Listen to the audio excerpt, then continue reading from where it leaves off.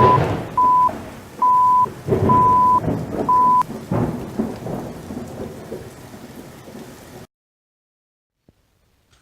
everyone, Hydrohead here. This is the manga Wandering Island by Kenji Tsururuta. I'm sorry if I'm butchering your name, Mr. Kenji. So, I have no real experience or background in this. I don't think I've ever heard of it before. Cover kind of looked familiar, but for no real particular reason. It just had that kind of vague familiarity about it. And I found it on complete accident, which is one of the main reasons I bought it. I was actually looking at the trade paperbacks, the Dark Horse section, trying to find something, because there wasn't really anything in the new comics that struck me as interesting. And this, for some reason, was back there. It's clearly a manga, so I don't know why it was in the comic section. Asked the counter guy. He was like, oh, well, I think I found out why. Because he doesn't read manga and he doesn't realize that like half of their shelves are stocked with Dark Horse. But anyway, one of the main reasons I picked it up is the art. I kind of dig this art style, and I'll show you why as we get in. Also, the cover was very unique. Check this out. I don't know what you'd call this, a quad fold? A double gate? I don't know, but I like it. And I think the artwork's pretty nifty. And the artwork on the cover is an exact reflection of the artwork on the interior, which is nice. That's not something you get in all comics. Most comics. Let's go ahead and give you an idea of what the book says it's about. Manga Emilia is a free-spirited young woman who lives alone with her cat and operates an air delivery service. When her beloved grandfather passes away, she discovers he left her an undelivered parcel addressed to an island that doesn't exist. Or does it? To find the truth, Makura flies off in search of the Wandering Island. It's actually a really good breakdown of what the story is about. Sums it up probably better than I would have. So I do recommend this. I do think it's very enjoyable. It will captivate you. I certainly did me. As you can see, the first couple of pages are colored. This doesn't carry through the whole thing, but the couple that are very nice looking. The main protagonist, Emilia, is a likable cat lady, surprisingly enough.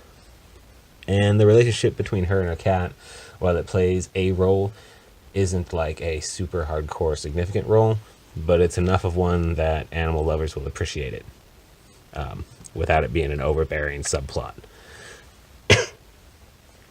Also, a lot of the stuff that occurs kind of, it feels like it's just happening to as filler, ends up playing a more significant role later on in the story, which is nice. It shows that they actually thought it out. They weren't just going stream of consciousness with it like I think most comics are written. So the artwork is probably the biggest draw for me to this. I really, really like this kind of super gritty, detailed background artwork.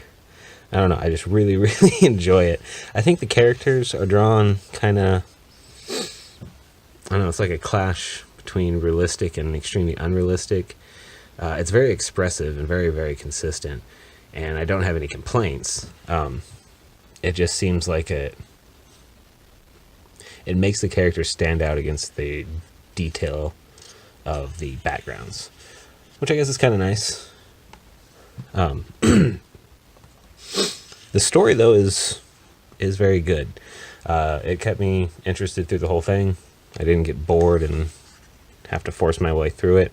The fan service is actually kind of tame, which is pretty cool to a degree. What's really going on, though, is after her grandfather passed, she found this package, like that little descriptor said, started asking around the town about this electric island. Nobody knew what the electric island was, and then she found out what the locals actually referred to it as.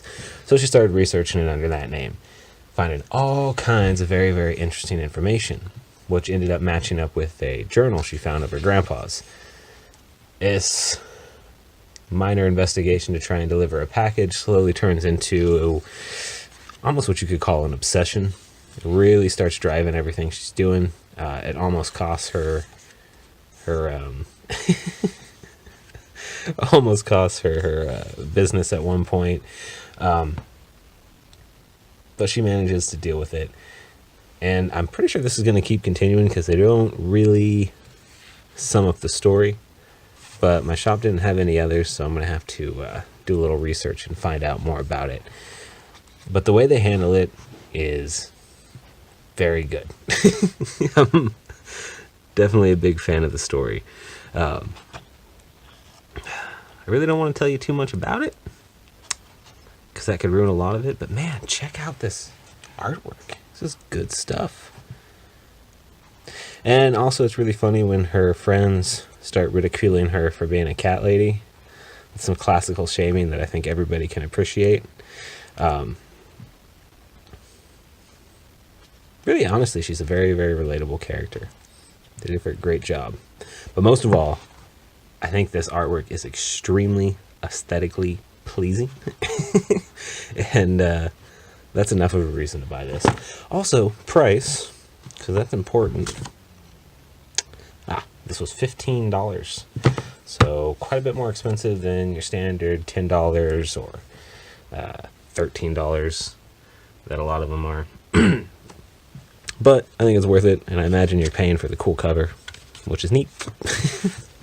So anyway, I highly recommend this. This was Wandering Island by Kenji Suruta. Publisher Dark Horse.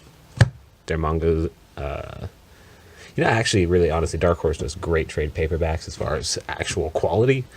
What you're getting on the inside, what you should know what you're expecting if you're buying a trade.